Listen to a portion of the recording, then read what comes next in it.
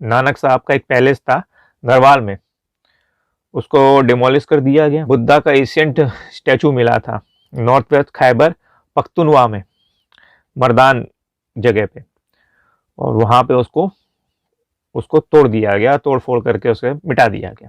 भावलपुर वही है जहाँ जैसे मोहम्मद का जो सरगना है वो रहता है, तो वहाँ पे अहमदीज की जो मॉस्क थी उसको तोड़ दिया गया। तो पाकिस्तान में तो जो स्ट्रक्चर मुस्लिम या इस्लाम से रिलेटेड नहीं है उसे तोड़ दिया जाता है। एक मंदिर बनाने के लिए उनको इजाज़त लेनी पड़ती है, बने बनाए मंदिरों को तोड़ दिया जाता है। उस समय इंडिया पूरे वर्ल्ड की जीडीपी का 24% कंट्रीब्यूट करता था। नमस्कार दोस्तों, तो आपकी सेवा में फिर हाजिर हैं, और इस बार मेजर गौरव आर्या का जो सीरीज़ हमारी चल रही है उसका हम थर्ड पार्ट लेके आए हैं, जिसमें वो आरजू काज़मी के साथ ये बता रहे हैं कि पाकिस्तान में अगर कोई भी चीज़ इस्लाम से रिलेटेड है तो वो तो रहेगी, या मुस्लिम से रिलेटेड है वो तो रहेगी। इसके अलावा कोई भी अगर पुरानी चीज़ें हैं उनको वो नेस्तानाबूद कर देंगे, मिटा देंगे। और दूसरी चीज़ ये है कि हमारे कुछ इंडियंस हैं वो बाहर जाके, जैसे कहते हैं ना देश के गद्दार हैं कुछ, तो वो देश के जो गद्दार हैं हमारे देश के, वो बाहर जाके हमारी देश की जड़ें खोदने में लगे हुए हैं। पाकिस्तान जाके या दूसरे मुल्कों में जाके पता नहीं क्या अनाप शनाप बक के आते हैं, वो हम देख लेंगे। चलिए वीडियो देखते हैं, फिर उसके ऊपर रिएक्शन देंगे।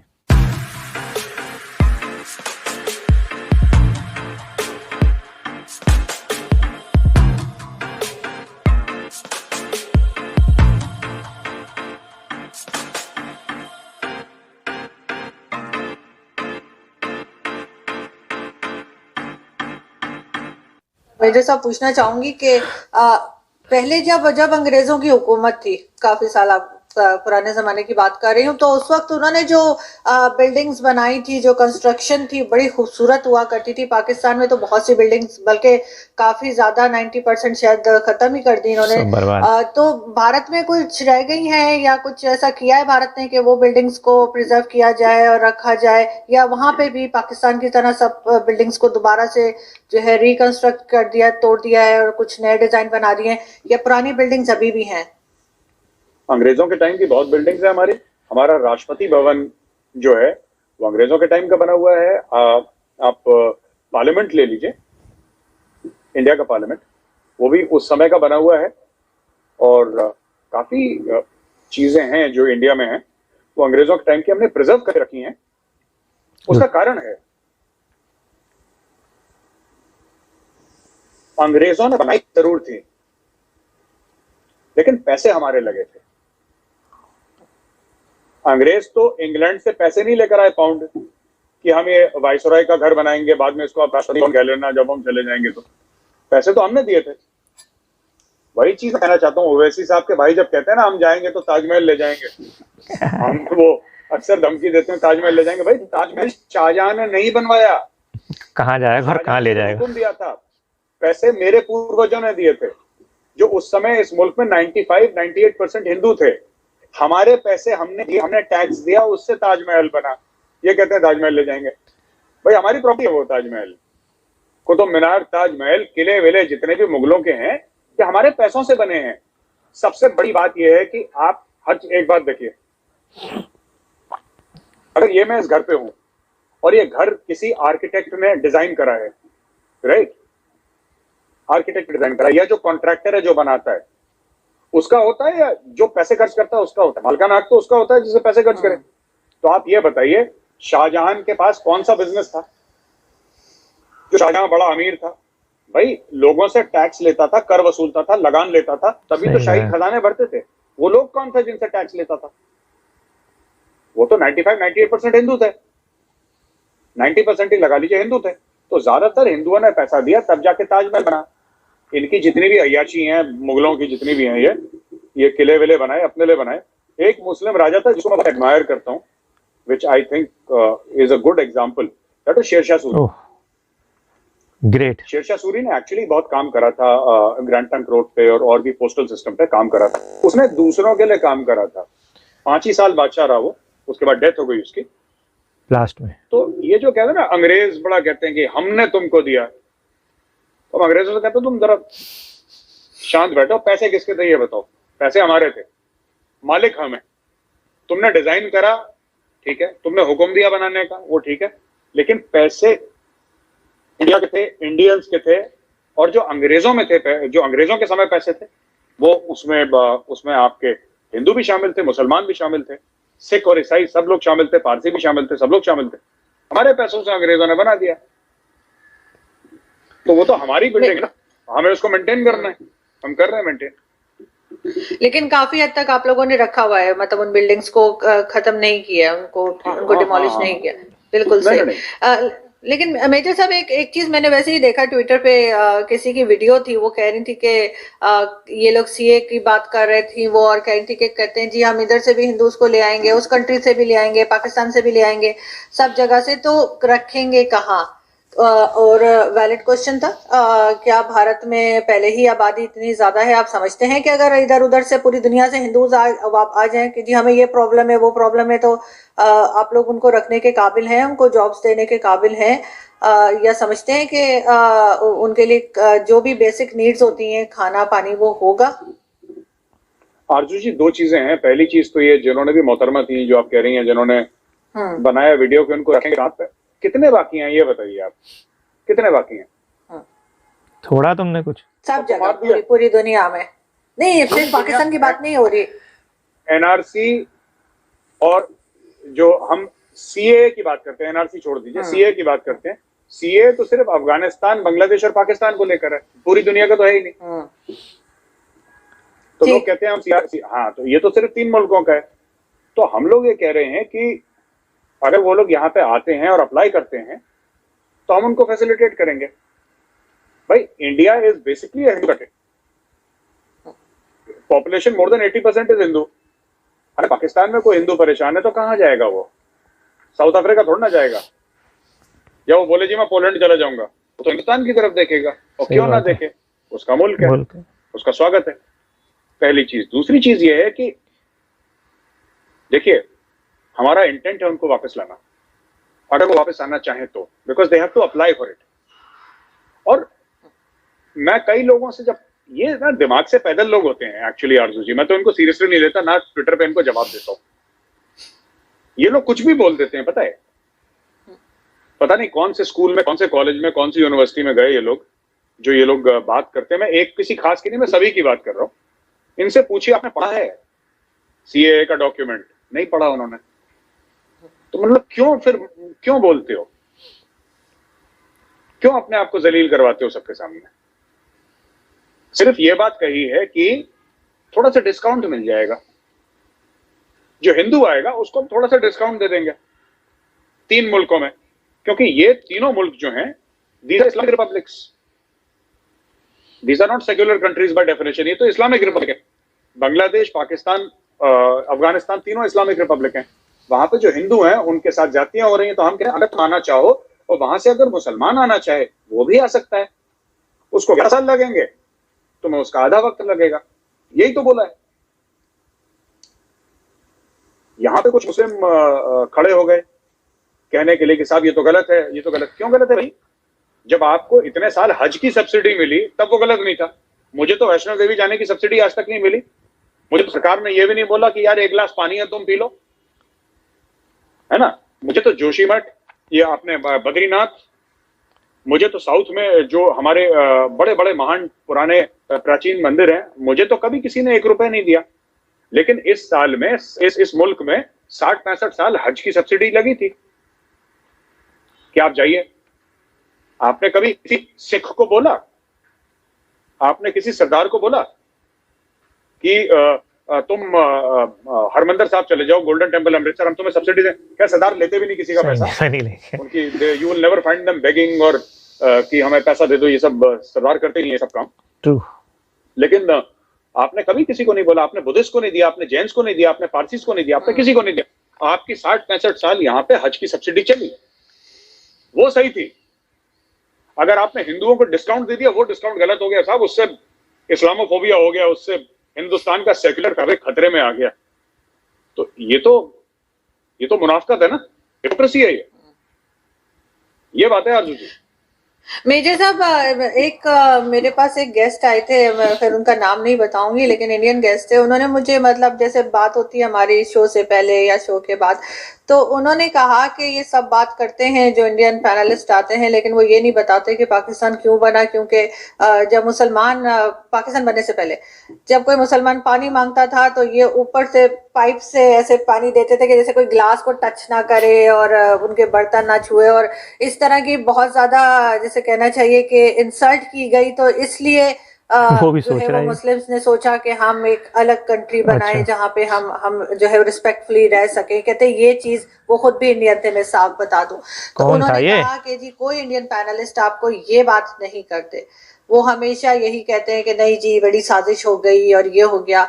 तो इस चीज को आप कैसे देखते हैं? जी देखिए, ये सब जो भी आपके पैनलिस्ट थे झूठ बोलते हैं, ठीक है ना। सही बात है। वो जो भी बंदा है वो झूठा है। ये जो छुआछूत की बीमारी है, ये तो एक टाइम पे हिंदुओं के साथ भी होती थी गांव में, अभी भी जारी है वैसे। ठीक है। ये तो हिंदुओं के साथ भी होती थी। और एक बात बताइए, ये मुस्लिम्स, मैं मजहब नहीं पूछूंगा जो आपके गेस्ट है, ठीक है, क्योंकि इंडिया में कम से कम पॉलिटिकली इनकरेक्ट हो जाएगा। मैं आपसे एक बात पूछना चाहता हूं, कभी तो आप कहते हैं कि आपने 800 साल हिंदुस्तान पर राज करा। 800 साल हिंदुस्तान में अकबर आजम, जिले लाही, बाबर, हुमायूं, औरंगजेब, शाहजहां, नूरजहां, फलाने पता नहीं कितने कितने तो नाम हमें गिना दिया। एक गिलास पानी नहीं पी पाए यार। तो राजा थे, बादशाह थे भाई, एक गिलास पानी नहीं पी पाए। ये कोई ये तो बच्चों वाली बात है कि हमें पानी ऐसे पिलाते थे, वो ही नहीं बताएंगे। एक बात बताइए, कौन से पाकिस्तानी ने बता दिया कि गिलास से पानी नहीं पिलाते थे, ऐसे छूते थे? नहीं नहीं सर, वो उसकी बात कर रहे थे, पार्टीशन की बात कर रहे थे, 1947 की बात कर रहे थे। वो इंडियन थे और वो हिंदू ही थे, वो मुस्लिम नहीं थे। किसी मुस्लिम की बात नहीं कर रही। मैं ये नहीं कह रहा, ये ऐसे ये नासूर हिंदुओं में ज्यादा है ये प्रॉब्लम। ये जो कैंसर है ना, ये कुछ लिबरल हिंदूज में ज्यादा इनका दिमाग खराब हो रखा है कि ऐसा होता था, ये नहीं बताएंगे, वो नहीं बताएंगे। कौन नहीं बताएगा भाई? अच्छा, हम लोगों ने बात छुपा ली, आप लोग बता दो पाकिस्तानी मीडिया में। तो what is the two nation theory? Two nation theory क्या है? आप लोगों ने खुद पढ़ी है टू नेशन थ्योरी? जो मौलाना मौदूदी कौन थे? मौलाना मौदूदी जो पाकिस्तान के, जिसको सो कॉल्ड गॉडफादर थे, मौलाना मौदूदी ने क्या बात बोली थी? आप वो डिस्कस करिए। मौलाना मौदूदी ने ये बोला था, मैं आपको बताता हूं क्यों है। इसलिए नहीं कि आपको छोटा समझते हैं या मुसलमानों को छोटा समझते हैं। बात ये थी कि एक जमाने में, अब चेंज हो गई सोसाइटी, एक जमाने में हिंदूज वर लार्जली वेजिटेरियन। अभी भी हिंदुस्तान में ऐसे घर हैं जहां पे आप अंदर प्याज लहसुन नहीं डाल सकते। अभी भी ऐसे हिंदुस्तान में घर हैं जहां पे जो नॉनवेज खाता है उसके बर्तन अलग होते हैं, चाहे वो उनके खुद के घर का मेंबर हो। हिंदुस्तान गाय की पूजा करते हैं। आप कहते हैं मुसलमान हैं, हम गाय खाएंगे फिर तुम पानी पिलाओ। ये नहीं हो सकता। आप एक बात बताइए, एज अ मुस्लिम मैं आपसे पूछता हूं, ठीक है, एक हम लोग टेस्ट करते हैं यहाँ पे आरजू जी, आपका और मेरा, ठीक है। मैं हिंदू हूं, आप मुस्लिम हैं, ठीक है। मैं कहता हूं, मैं पानी पीता हूं एक गिलास से, और मैं कहता हूं आरजू जी अब आप गिलास से पानी पीजिए, लेकिन मैं अभी अभी सुअर खा के आया हूं, आप जरा पानी पीजिए। अगर आप पानी पिएंगी तो मैं हाथ जोड़ के उस बंदे से माफी मांग लूंगा। नहीं कहते? अगर आपने कभी बोल दिया कि इस दुकान में सुअर मिलता है, तो उस दुकान को तो पाकिस्तान में जला देंगे, मार देंगे बंदे को कि तूने बेचा कैसे। यहाँ पे गिलास के पीछे वो बंदा इमोशनल हो रहा है आपकी शो में आके, ये हो गया जी, ये हो गया, इसलिए पार्टीशन हुआ क्योंकि ग्लास में। क्या बच्चों वाली बात है? It was a political thing stage by the British. अंग्रेजों ने पार्टीशन करवाया, राइट। कुछ ऐसे हालात हुए यहाँ पे, डायरेक्ट एक्शन दे जिन्ना साहब ने कॉल करा, ठीक है। काफी लड़ाई झगड़ा हुआ इंडिया में। Congress party agreed to partition, they said कि हाँ ठीक है होने दो। पार्टीशन हुआ, मारकाट हुई लोगों की, दोनों तरफ मरे। इसमें हिंदू भी मरे, मुसलमान भी मरे, सिख भी मरे, सब के लोग मरे इसमें। पार्टीशन में तो हमारे लोग भी मरे, आपके लोग भी मरे। ये सब ना इमोशनल बातें हैं। और डी फैक्टो, यानी कि जिसको कहते हैं ना post facto, sorry not de facto, post facto. एक बार चीज हो गई, फिर उसके जस्टिफिकेशन निकालना। मैं आपके साथ बदतमीजी कर दूं, ठीक है आरजू जी, और फिर उसके बाद मैं खुद को जस्टिफाई करूं कि जी मैंने तो इसलिए करा था क्योंकि आज से 3 साल पहले आरजू जी ने मुझे ऐसी बात बोली थी, तो अभी तक मेरे दिल में है, तो इसलिए मैंने, जबकि ऐसा कुछ था ही नहीं। ये सब झूठी बात है। ठीक है ना? नहीं ठीक है, मेजर साहब को गुस्सा आ गया, तो मैं मेजर साहब का मुंह ठीक कर दूं। मेजर साहब बताइए मेरा बुक शेल्फ कैसा लग रहा है, पहले ये बताइए, बाकी सब छोड़े, हम क्लोजिंग पे जा रहे हैं। जबरदस्त आरजू जी, बुक शेल्फ बहुत जबरदस्त है। कुछ उर्दू की किताबें दिख रही है, मुझे तो आती नहीं उर्दू पढ़नी। हाँ, नहीं इंग्लिश की भी है, ये देखिए ना। जिन्ना। वो जिन्ना साहब की यूथ की फोटोग्राफ है। बिल्कुल। और ये जसवंत सिंह साहब की बुक है, हो सकता है आपने पढ़ी हो, पार्टीशन। मैंने सुना है, मैं पढ़ नहीं पाया, बट वो चीज है। मगर ये शायरी की है, ऊपर फैज अहमद फैज की बुक है, और साथ मेरे फादर की पिक्चर है और फैज अहमद फैज के साथ, क्योंकि आप कुछ शायरी वगैरह से भी ये थोड़ा शौक है, तो इसलिए मैंने कहा बताऊं। जी बिल्कुल बिल्कुल। और आप इलाहाबाद से ताल्लुक रखती हैं? जी। इलाहाबाद और दिल्ली, क्योंकि क्यों है ना, बिल्कुल। आपके फादर के माशाल्लाह फोटो है, very good, very smart. Thank you so much. बिल्कुल। और मदर मेरी दिल्ली से और फादर इलाहाबाद। अब तो खैर मुझे लोग नाराज हो जाते हैं कि इलाहाबाद ना कहें, और मैं वो जो नया नाम रखा है वो अक्सर भूल जाती हूँ। प्रयागराज बिल्कुल सही। आरजू जी, वो नया नाम नहीं है, वो एक्चुअली पुराना नाम है, इलाहाबाद नया नाम है। सही, मगर मैंने तो अब सुना है ना। हाँ, ओरिजिनल नाम क्या था कि दिल्ली का भी नाम जो है ना इंद्रप्रस्थ है, और जो इस एरिया का, दिल्ली का एरिया, नॉट स्पेसिफिकली जिसको हम दिल्ली कहते हैं, but in and around Delhi, ये सब जो शहर हैं ये बहुत पहले, इंद्रप्रस्थ का जिक्र महाभारत में भी है। और अगर आप इलाहाबाद देखें, वो भी बहुत प्राचीन शहर है, आज का नहीं बना इलाहाबाद, कई मतलब हजारों साल पुराना है। और वहां पे पहले छोटा हुआ करता था, अब तो बहुत बड़ा हो गया इलाहाबाद। तो इलाहाबाद का ओरिजिनल नाम प्रयाग है। तो जो मुगल बादशाह थे, मुगल बादशाहों ने बोला कि नहीं, प्रयाग नहीं होगा, कम से कम इलाहाबाद होगा।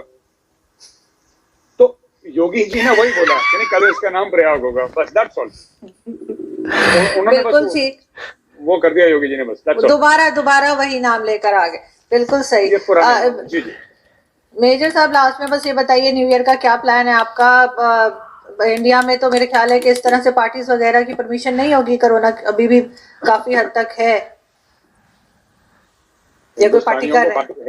हिंदुस्तानियों ने पार्टी के लिए आज तक परमिशन नहीं मांगी। वो खुद ही जुगाड़ कर लेंगे सब लोग अपना। पर ठीक है, लोग बाहर ना जाएं, घर वालों के साथ मनाएं, अच्छा है, सेफ रहें। और अभी वबा चल रही है कोरोना की, ये ठीक ठाक हो जाए फिर अगले साल मना लेंगे, क्या दिक्कत है। बिल्कुल ठीक। Thank you so much sir कि आपने ज्वाइन किया, बहुत अच्छा लगा आपसे बात करके, और आई होप कि नया साल बहुत अच्छा हो सबके लिए। Thank you. वीडियो काफ़ी अच्छा था, इसमें मेजर साहब गुस्सा भी हो गए थे, लेकिन फिर आरजू काजमी ने बात को संभाला और उनका ध्यान दूसरी तरफ आकर्षित किया, और फिर वो नॉर्मल हुए। और गुस्सा दिलाने वाली बात ही ऐसी करी थी कि चलो उस पर हम बाद में आएंगे। सबसे पहले ये था कि पाकिस्तान में जितनी भी कल्चरल हेरिटेज हैं जो पुराने लोगों ने बनाए थे, उनको तोड़ दिया गया है, या फिर उनकी हालत बहुत खस्ता है। सबसे पुराना एग्जाम्पल तो वही मोहनजोदाड़ो का ही है। उसकी हालत किस तरीके से है ये तो सभी जानते हैं। और अभी हाल में ही गुरु नानक साहब का एक पैलेस था गढ़वाल में, उसको डिमोलिश कर दिया गया। इसके बाद अभी रिसेंटली की खबर है, दिसंबर में ही है शायद, बुद्धा का एशियंट स्टैचू मिला था नॉर्थ वेस्ट खैबर पख्तूनवा में, मर्दान जगह पे, और वहाँ पे उसको तोड़ दिया गया, तोड़ फोड़ करके उसे मिटा दिया गया। और ये तो चलो छोड़ो, दूसरे धर्मों के थे। अहमदीज़, मैंने आपको पहले ही बताया था कि अहमदीज़ जो है वहाँ पे माइनॉरिटीज़ में आते हैं, मुस्लिम लेकिन माइनॉरिटीज़ में आते हैं। और अहमदी एक मॉस्क है पंजाब में, जिसमें जो बहावलपुर में है। बहावलपुर वही है जहाँ जैसे मोहम्मद का जो सरगना है वो रहता है, तो वहाँ पे अहमदीज़ की जो मॉस्क थी उसको तोड़ दिया गया। तो पाकिस्तान में तो जो स्ट्रक्चर मुस्लिम या इस्लाम से रिलेटेड नहीं है उसे तोड़ दिया जाता है। तो वो अंग्रेज़ों के ज़माने के भी काफ़ी स्ट्रक्चर तोड़ दिए गए, लेकिन हिंदुस्तान में ऐसा नहीं है, इंडिया में ऐसा नहीं है। सारे के जो पुराने स्ट्रक्चर्स हैं उनको संभाल के रखा गया है।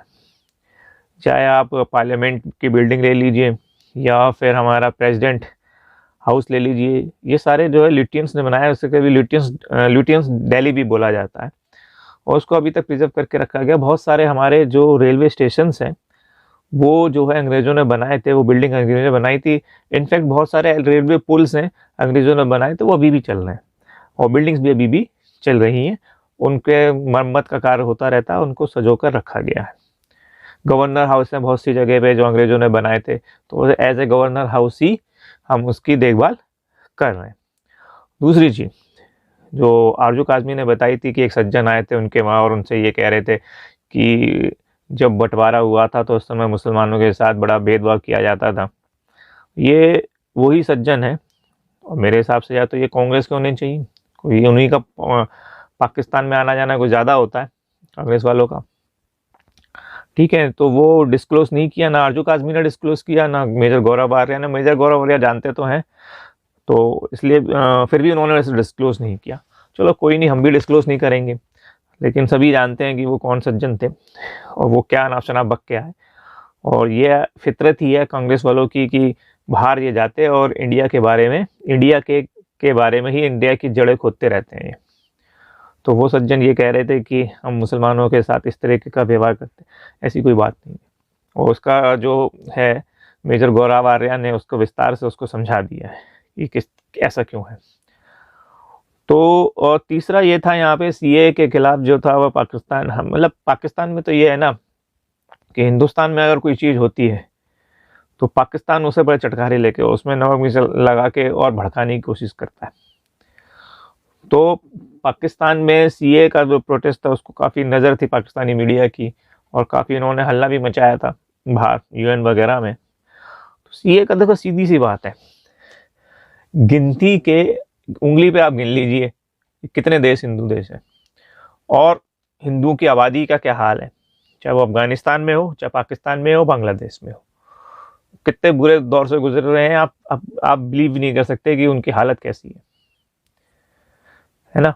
एक मंदिर बनाने के लिए उनको इजाज़त लेनी पड़ती है। जो मेजर गौरव आर्या ने एक बात बताई है कि अंग्रेज जितनी बिल्डिंग बना के गए हैं तो वो हिंदुस्तान की अमानत है, हिंदुस्तान की विरासत है।